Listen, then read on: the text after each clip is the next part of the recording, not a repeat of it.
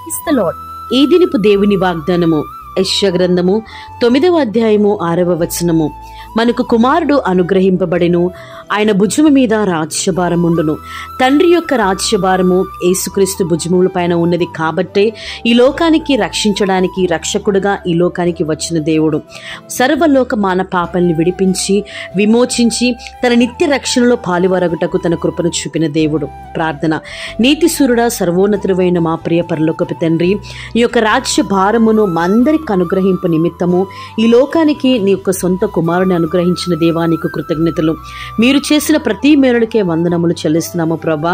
నీ యొక్క నిత్య రాజ్యములో అనేకులు పాలువరగునట్లు, ఆ యొక్క శ్రేష్టమైన రాజ్యాన్ని అనేకులు అనుభవించినట్లు నీ కృపను అనుగ్రహించి నీ బిడ్డల జీవితంలో ఇంకను నీ యొక్క పరలోక మేలులతో వారిని తృప్తిపరిచి ఆశీర్వదించి గణపరచి హెచ్చించమని క్రీస్తు పేరట అడిగి వేడుకొనుచున్నాం తండ్రి.